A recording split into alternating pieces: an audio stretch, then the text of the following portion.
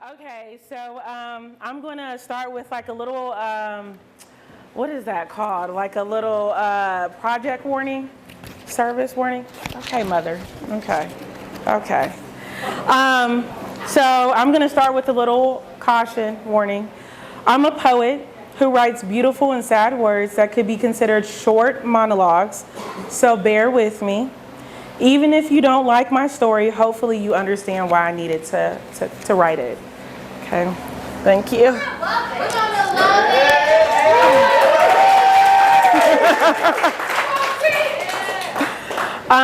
So this is a story about stories because, yeah, okay.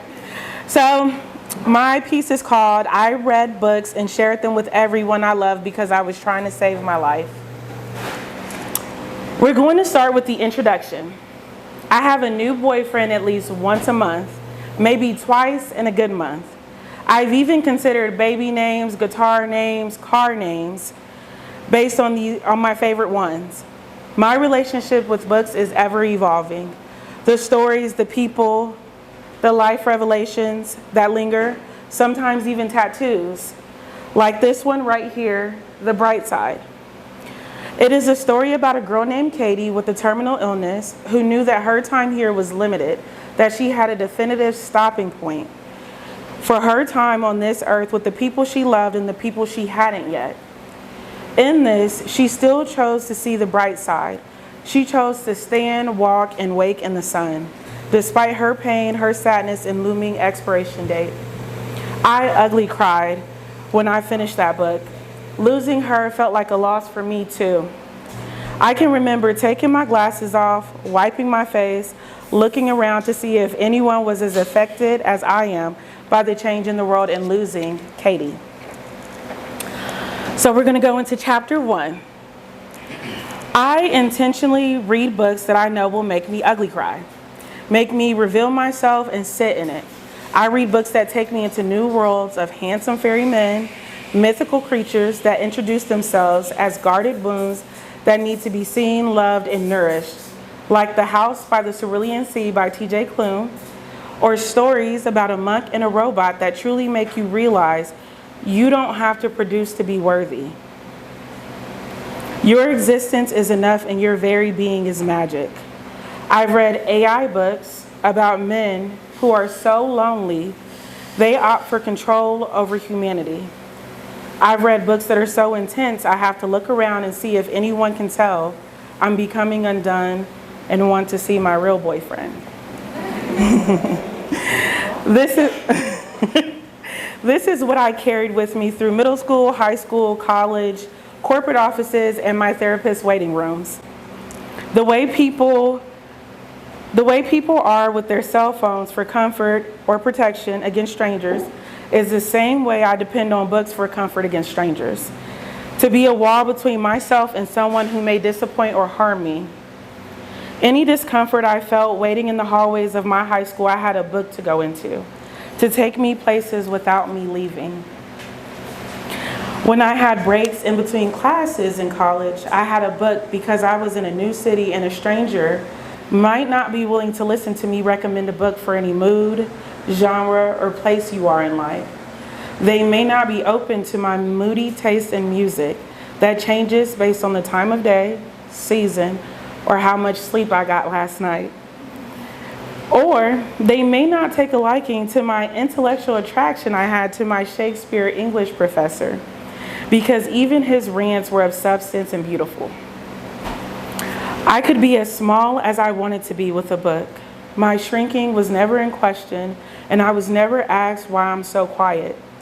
There's a sense of control in being able to open a book and close it when I am done exploring, in a way that you can't with people, in a way you can't with a stranger in the grocery store who randomly talks to you about the back surgery that put them out for 6 weeks and how the world has gone to shit. In my head, I'm thinking, oh no, how long is he going to keep me here? What if he finds something new to open up to me about? What if he starts crying or wants to share in a prayer? How much more time does this add to me being in this grocery store? That suddenly feels way too small. Should I grab my yogi tea and run? I am terrified of being held captive in conversation with a stranger. So we're going to go on to our next chapter, chapter 2.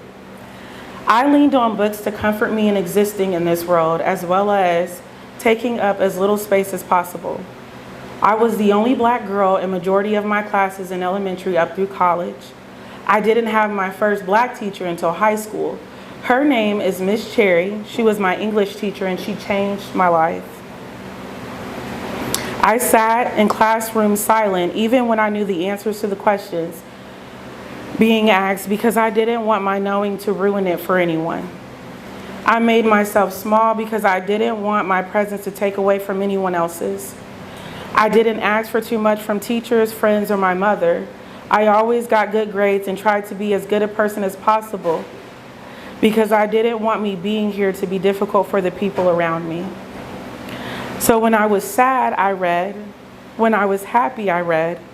When people got busy, I read. I read with the seeking similar to that of the religious in worship on Sunday mornings. I had something tangible to protect me, to fall into. I may be small at times, but with the book, I hardly felt it. I may shrink or hide, but with the book, it didn't matter. I had worlds to visit. I had vacations to take with friends who had secrets ready to be revealed in a cabin they visited once a year in hopes to reconnect after the year being absorbed in the mundanity of being an adult, like The Happy Place by Emily Henry. In this final chapter, I switched from books to journals as a means to protect myself. Reading other people's stories turned into me writing my own. I needed someone to talk to without someone wanting to put me in the grippy socks. I wrote with equal fervor with which I read, but I hadn't yet shared my words with many people. But then I met the coolest guy from Chicago named Anthony Royster, who listened and hyped up my words and made me feel like my poetry was a creation of something. He shared his work and introduced me to other writers, storytellers, and poets. Soon I found myself on the second floor of our campus student union, listening to spoken word artists and first-timers step on the mic, share the way they saw nature, the way they broke their own hearts, how they were upset with their parents' parents for making them learn by stumbling instead of experience. It smelled like cocoa butter and citrus in the room. The lights were dim as people snapped their fingers in agreement with the poet's lines or told them to take their time when they had to stop because they forgot a line or their own line hit them all over again. The energy was so magnetic, a sigh of relief, but an edge of hope and something new, like late October, but no hiding inside. I watched Anthony step up to the mic. I wasn't sure if he was going to sing or spit a few bars for the room. I soon realized I was incorrect about both, as he said, "Please welcome my dear friend, the lovely Miss Tiara Green. It's her first time on the mic, so give her a warm welcome."